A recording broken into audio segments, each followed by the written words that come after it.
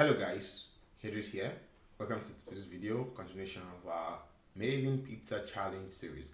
The last time we looked at formatting, and then we tried to structure our report, our dashboard to the way we want it to look like. And today we're just going to continue on that. So let's just go over to Power BI. Alright, so we're here. The last time I said I was going to do this, but for some reasons I changed my mind. I said, okay, maybe I should just quickly show you in case if there's anyone who doesn't really know how they can like modify this. Okay, so let's just treat that first. So we'll go back to Power Query again, and then the pizza types, this name, we are just going to take out this D and pizza. So there are several ways you can do that, of course. So but this is how I would do it. I will go over to transform, and then I'm going to replace value. Okay, so what value am I looking for? I'm looking for D and the space after it. Okay, and I'm replacing with nothing. So I'll put nothing there and just click on OK. So we have D taken out, and then the next thing I want to replace is pizza. Okay, so again I'm just going to replace values. There is a space after the before the pizza, so I'm just going to have pizza and then replace with nothing. Okay, just click on OK and it's gone. So it looks better now, and then we can go close and apply, and you would see that in our visuals it will look better. Yeah, perfect. So we can even save more space for these guys now. You can see, and then save more space for these guys. So that's what we are supposed to do. Okay, perfect. All right, so looks better now. So probably this can be increased a bit, I don't know, but let's just leave that for now. So one thing that I want us to look at today is go back to our pizza challenge description, where we have like details or questions that we need to answer. So I don't, as much as we have a lot of stuffs in our data that can really give us insight, we need to also work with the requirement. That's the objective, right? So back to the objective, we found the best and worst selling pizzas already, right? Now we found the average order value, but we've not really used it in our visual. We'll be using that in this video. And now the main thing I believe is to find the days that we are busy, because this is a restaurant and they really want to know what days they are really busy, and they can prepare for that, they can expect that. So I think that's what we need to do in today's video. So I'm just going to create a new page, and I can just call it peak days, something like that. Just give it a name. I don't want us to work on that. And so what we're going to do, let me just increase the size of this. Okay, so what we're going to do now is, how do we get like the peak days and the time? We need the time and we need the day. So if we come to our orders table, we'll find out that we have details about the time as well, right? We have this time. We didn't really do any transformation on the time, I remember. So I think we need to do, first we need to look how we can like evaluate this. Okay, so the idea is every day we know we receive orders, right? So that we can find the days with the highest number of orders, but that doesn't really do justice. We need time as well as per the requirement. Okay, so how can we evaluate this? So what I did was, I said if we receive any order, let's say for instance, if we receive an order between 11 a.m. and 12 p.m., that will count as 11-hour order. Okay, so it means any order that falls between 11 o'clock a.m. and 12 noon, then we would say that so we'll be looking at it based on day and also on hour. You understand? And how can we do that here? Because we don't have anything that tells us this is the hour, this is the hour. No, we don't have anything like that. So, but we can get it. So all we have to do is go back again to Power Query. Yeah, that's how it works. You have to keep going back and forth, except you are able to at once write out everything you need. But more often than not, you would have to go back to do stuff. So this is the time. And now we can go to add column. In our time, you can see we don't have date function, we have time. So we can just get hour. We just need the hour. Okay, so once we get the hour, so you would see that, let me just bring them side by side. Okay, so here. So we can see now that anything that falls within 11 and 12, it is 11 hour. So 12, 12 now is 12, okay, and so on. This is 15:41, 15. That's 3 p.m. and so on. So now that we have done that, we can use this to now look at the number of hours, the number of orders we get in each hour. Okay, so now I'm just going to close and apply. So now I go to my model view, and then let's go to orders, and let's go to our measures table. So in our orders, we can bring in the day name. Okay, so we have Monday, Tuesday, Wednesday, Thursday, and so on. And then we can bring in our total orders, and then we can bring in our hour, the hour which we just created, right? Okay, so maybe it doesn't look the way we would expect because it's really a lot of stuff. One better way to do this is to visualize, maybe using a matrix, so where we can have like a row and column, right? So you can see now that our row is the day name and our column is the hour. So on Sunday, between 9 and 10, we did not receive any order, right? On Sunday, in the 10th hour, that's between 10 and 11, we received just one order, and so on and so on and so on and so on and so on and so forth. So this is how we can know the number of orders we receive per hour, right? But this doesn't really, we can't be looking at the numbers. I mean, there definitely should be a better way to show this, right, as a visual, okay? And so we'll be doing that. When you hear things like busiest day and stuff like that, one thing that can come to mind, at least for me at this point, is thinking of a heatmap, because I'm a football fan, and there's this guy called heatmap, such that you can see the heatmap of a football player. That's the places like a football player tend to go to, or where he perform most best during a match. So that place is going to be maybe darker, or that place is going to be more colored than every other place. So you can really spot out, you can spot out a place, that's what heatmap is all about. So you can check it out, what it means, and that's what we'll be using here, such that when we are done, for instance, this 480, I think this 420 is the highest, is going to take probably the peak of the colors. So you can easily spot it out and say, oh, here we have a lot of orders here. But looking at it with numbers, it might not be easy navigating through the numbers and then finding. So where do we start from?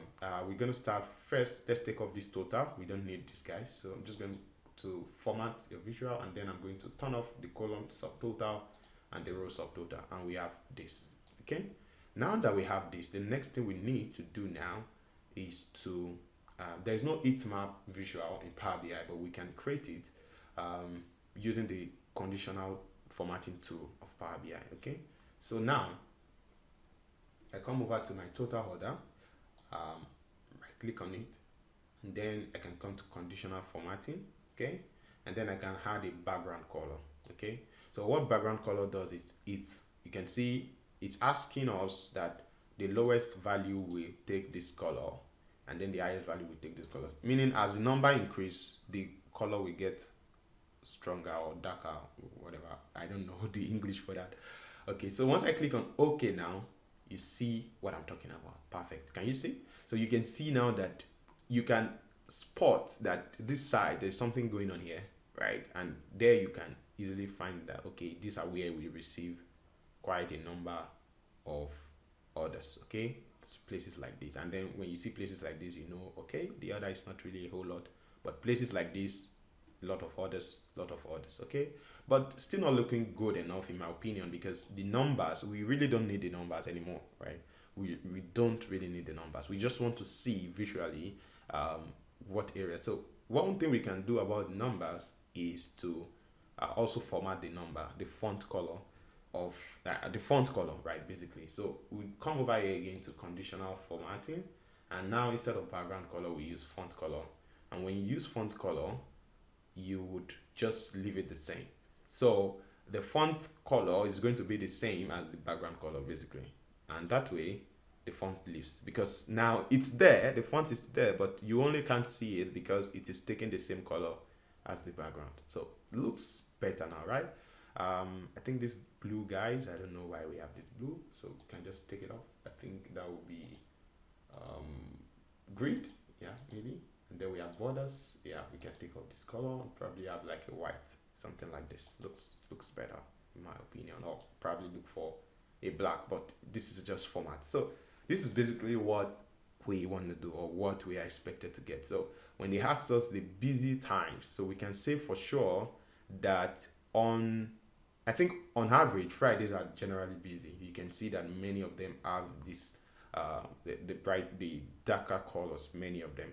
But the times you could say that 12 noon seem to be a time where we have a lot of orders from Mondays to Friday, and this is understandable because this is the lunch hour for many offices, right? So they really order a lot of pizza in this time, and also 1 p.m. So also Mondays to Fridays, right?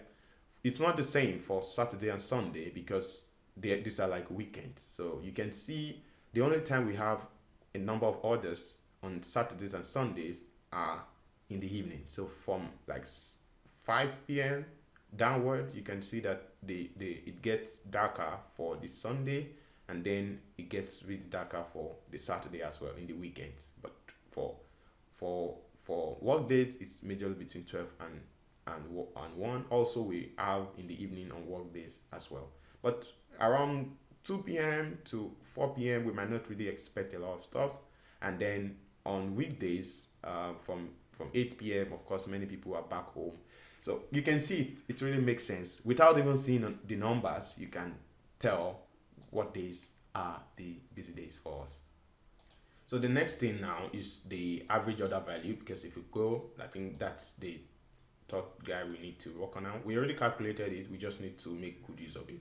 But to make really good use of average order value, you need to actually understand what it means. So I think this is something I need to also state. You really need to understand the context to use some measures. Otherwise, you use them wrongly. Okay, so you read more. Basically, I read about average order value to understand what it really means. It's okay not to know, but the resources online, Google and the likes, are there for you to learn this thing. So I actually read about average order value and see how best I can interpret the result that it's populating, right? So now we'll be making use of the average order value. So we can do that in the order. So we have the average order, but that's why I said we should just leave it somewhere here. So instead of having it as a whole like this, it's best, per my research, most businesses like to represent it in the month level, right? Most businesses in the month level. So let's just bring it here. This is average order value, and then let's bring it as a table, and then we can bring in the month, right? So yes, let me bring this here. So we can see that once we change this, we can see that November actually has the highest average order value.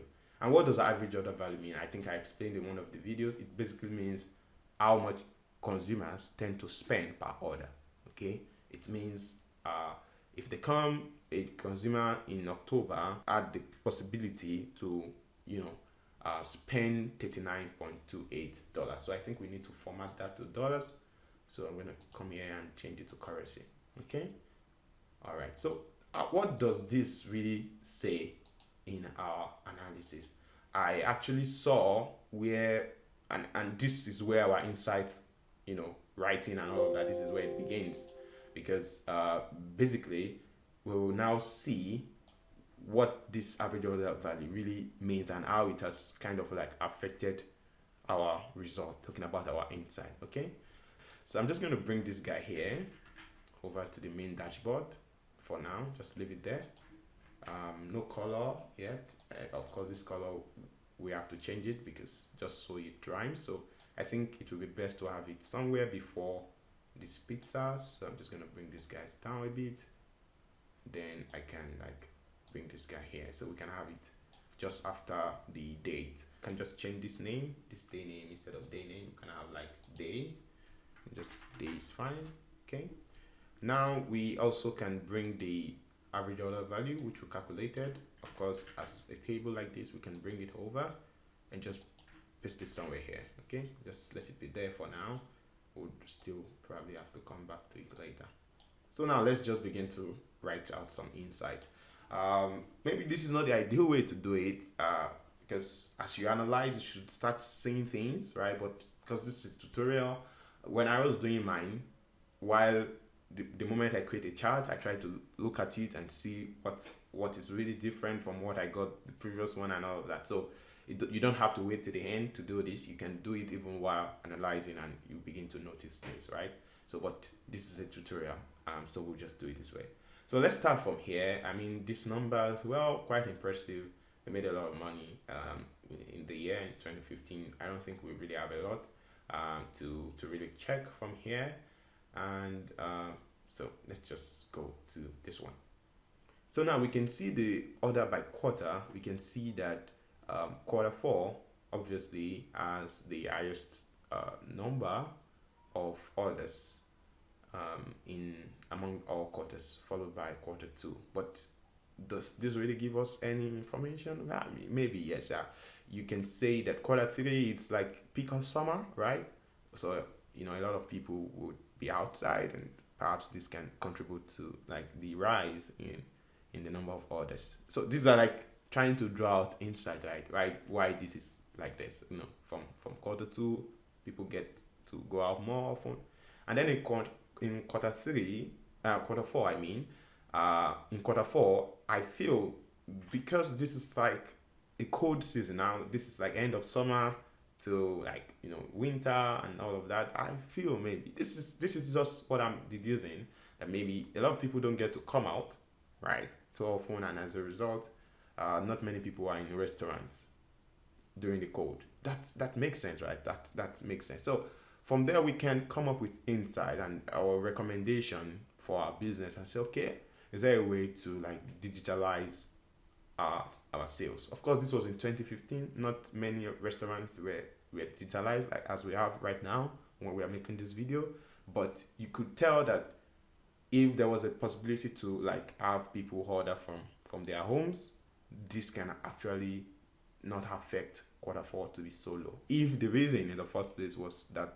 people didn't really come out. So that we are just coming up with insight, and that's a deduction that I was able to find out for this. So that's for the orders. So I'm not just looking at the numbers, I'm trying to interpret what this number really mean. Okay, so for us as a restaurant, we will be looking towards how we can get people to make orders even while being at home, so that this won't affect the number of orders. Okay, now if we look at it with respect to the revenue by quarter, you would see that it's almost similar. I mean, talking about the lines, but there is something is wrong here. I think I need to like this has not been ordered yet, so this needs to be ordered by the name.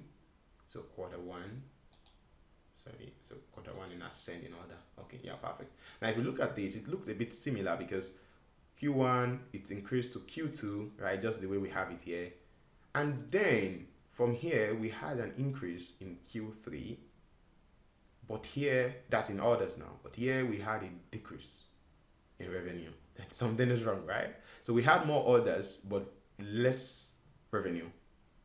And then in Q4, as you would expect, we had obviously lesser revenue. So again, we can see there's a question here. Why is our revenue for quarter three so low, right? Why is it so low? Because you would expect that revenue should be higher, since quarter two obviously has lesser orders. So now let's try to investigate the months, right? Something must be happening. This is a quarter level. Let's look at the month, like what's happening in the month.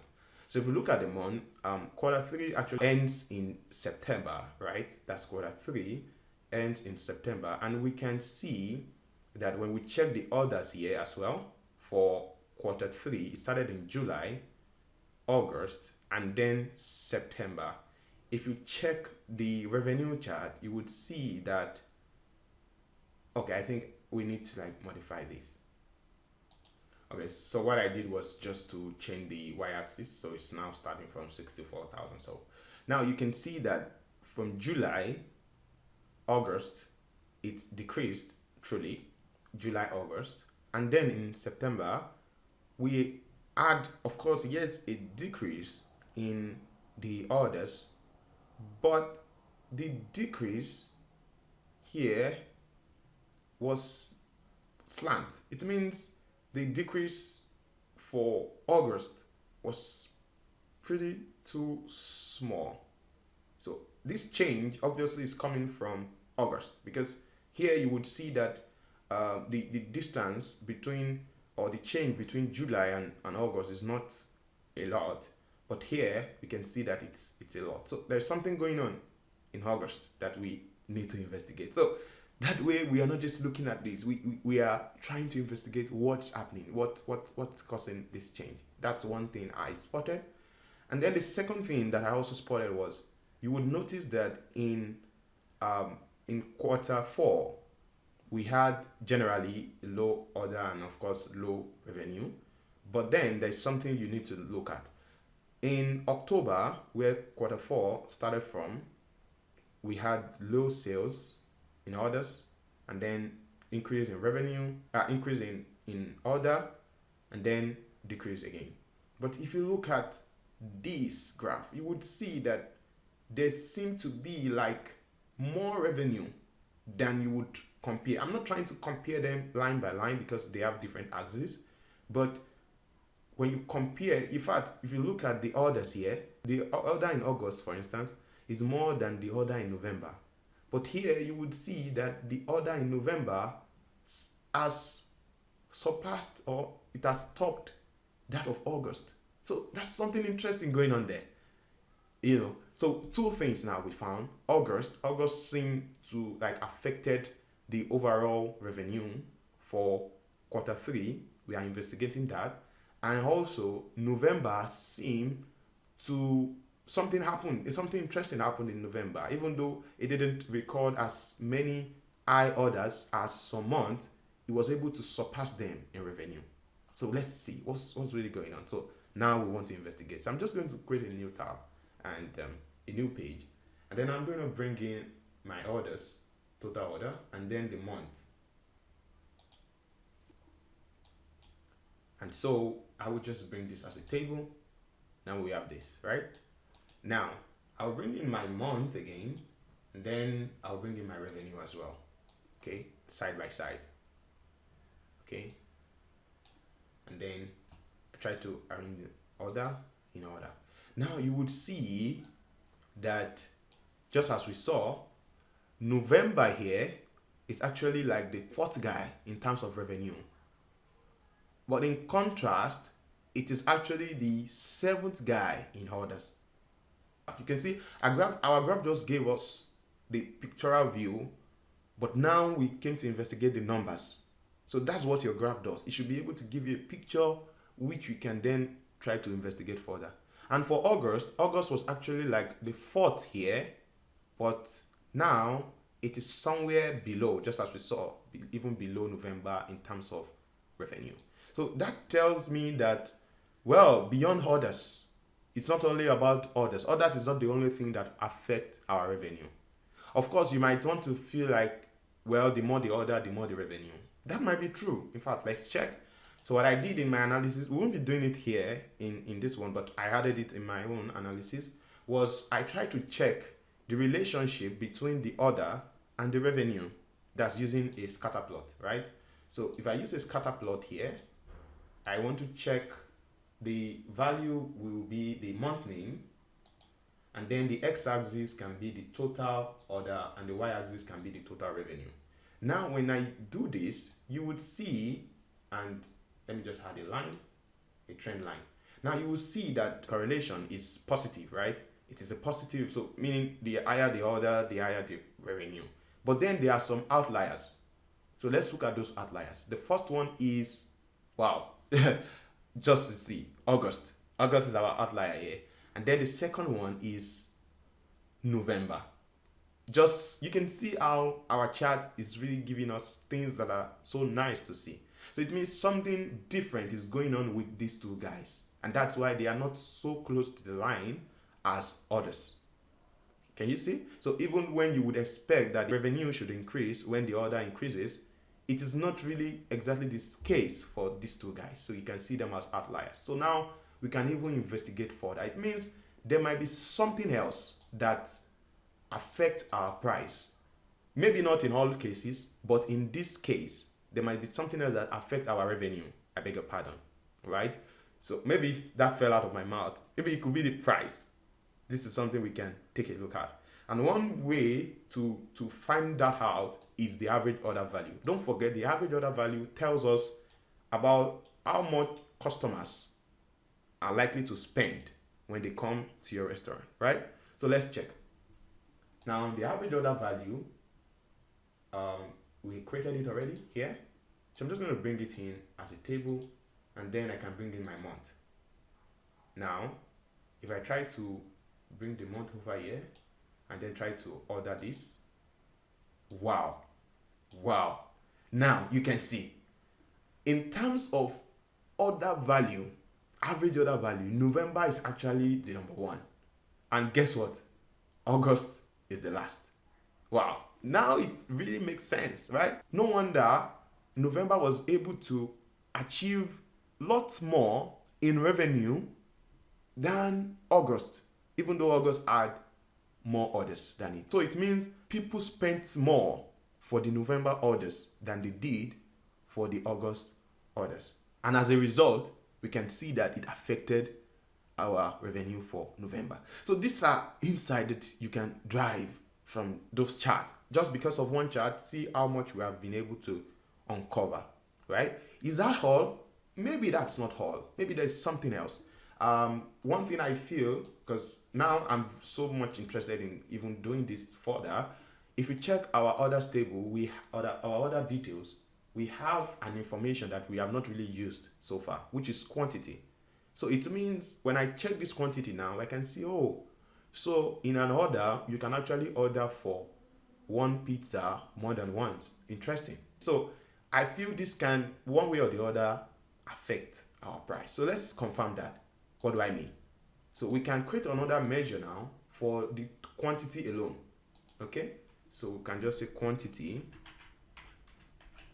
equals to sum of quantity. Okay? So now, when we try to bring that quantity here, again, let me just bring this over here, or let me just bring it side by side with the total order so we can see the revenue order. Now, when I bring them side by side, let's try to arrange in order. Now you would see that here, is there anything interesting really going on here? Let's find out. Well, for July, May, maybe not a lot of things are happening, right? Because you can see it has more quantity. Now, November is here again. Because when we arrange by order, November was the 7th position, right? But now when we order by quantity, we can see November is now 3rd. So not just about the order now. Even though people ordered 1,792 times in November, each order of November had a lot more value. So people not only spent more, they also ordered more in terms of the quantity of pizza that they buy. So you can see this is why November had that strange revenue, right?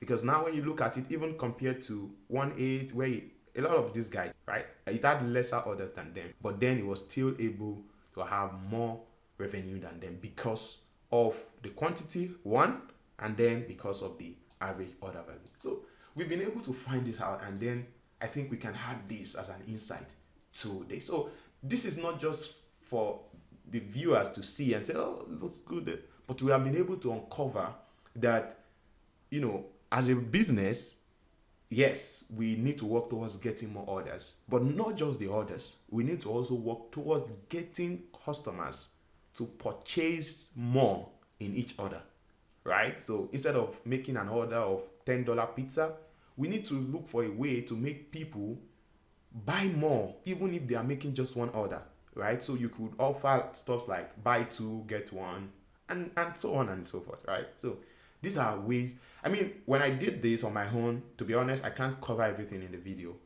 There were really a lot of stuff which I found out. I mean, talking about the holidays as well. I did holidays. I will share my reports publicly, so you would see. I found out for holidays, and there were some holidays where there were really a lot of orders, and this is how you investigate things. Not just like having the visuals alone. You try to go deeper and see and ask questions and answer questions from the data. Okay, I won't be breaking down all of this. Trust me, I won't be. But beyond these numbers, there are really a lot of stuff, and I hope you can really go deep down to investigate. The whole idea of this series is just to show you how you can, most importantly, extract your data, prepare your requirements, model your data, and then even visualize and also try to come up with insight. And I just showed you one. I can't show you all. I can't. You need to like also practice more stuff, and you would definitely see the results. So I think that's enough for today. This is going to be the second to the last video that I'll be making. The next one, I'm going to ensure that we finish in the next one. So what I'm going to do is I will just write out some insights.